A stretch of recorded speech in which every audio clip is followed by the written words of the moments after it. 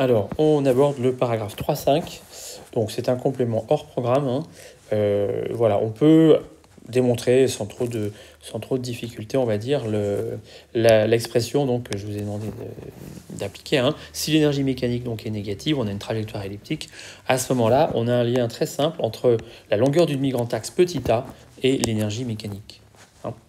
Alors, comment ça se démontre? Bon, on voit que, en fait, on a dans le cas donc, où c'est négatif, hein, on a le R min, on a le R max. Donc, on a certaines indications sur la trajectoire, d'accord? Justement, ce R min et ce R max, c'est lié aux dimensions de la trajectoire. Et en fait, comme on l'a dit, on va leur dire, c'est lié en fait au demi-grand axe. Hein. Donc, si j'ai l'énergie mécanique, je peux trouver ces R min et ces R max, d'accord, en résolvant l'équation, hein, UF égale EM. Donc, je peux trouver R min et R max.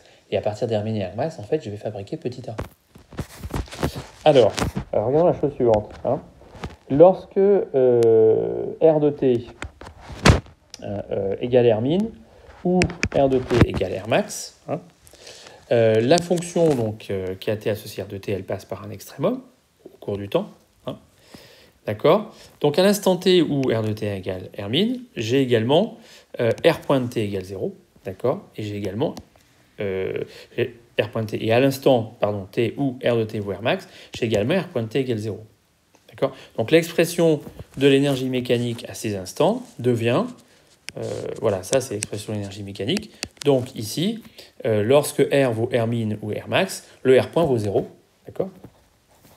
Donc c'est le fameux, c'est le point tournant si on veut, enfin c'est le pas tournant comme je vous l'ai expliqué, hein, parce que la vitesse est en nul, mais c'est le fait que, bon, voilà, lorsqu'on a R min ou R max, la vitesse radiale donc, est nulle, c'est-à-dire que voilà, le point matériel s'approche et puis repart hein, du centre d'attraction où il s'éloigne et puis il revient. Enfin, voilà. D'accord ? Voilà, donc pour ces points-là, hein, bah, c'est ce que je viens de vous dire, hein, pour ces points-là, j'ai EM égale UF de R. D'accord ? Donc EM ici, voilà, égale UF de R min 3 et R max 3. Hein. Voilà. Alors par conséquent, donc, R min et R max sont solutions de l'équation, voilà, EM égale UF de R, donc comme on l'a vu ici, hein, d'accord ? Voilà, alors c'est des pseudo-points tournants. Hein. Voilà, donc, eh bien, on va résoudre cette équation, ma foi. Hein. Alors, UF de R, c'est M sur 2, C carré sur R2 moins K sur R.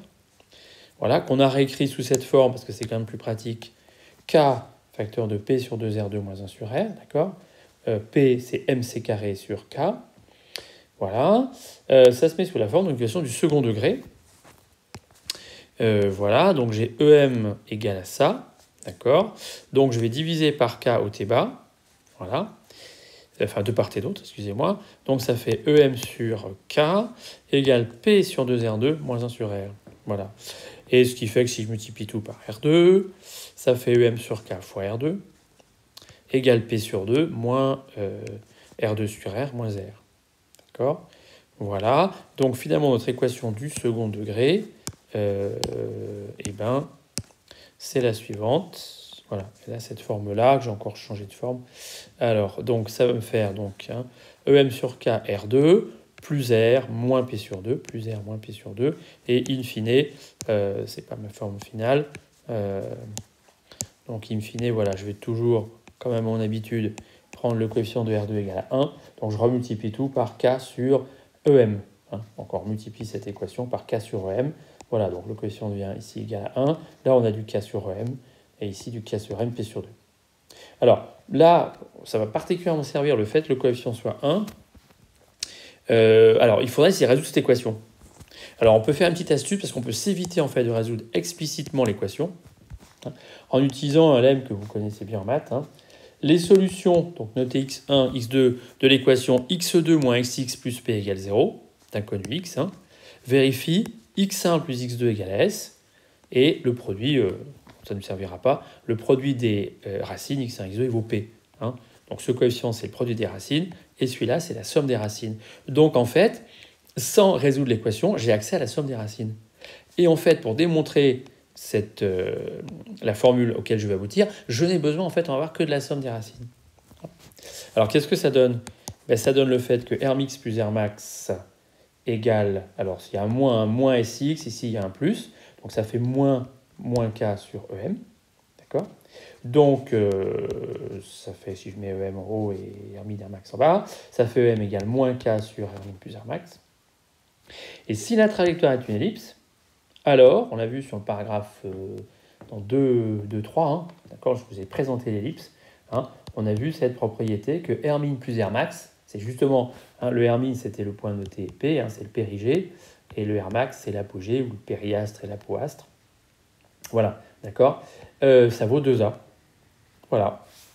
Donc, A, donc c'est la longueur du demi-grand axe de l'ellipse. Donc voilà, donc j'aboutis à cette formule EM égale moins K sur 2A. Voilà comment ça se redémontre. Voilà. Mais je répète, bon, ça c'est uniquement pour le plaisir. Hein. Voilà, donc on a fini donc ce chapitre donc, sur les forces centrales. Hein. Voilà, donc pour exploiter ce paragraphe grand 3, je vais vous remettre à jour la partie exercice.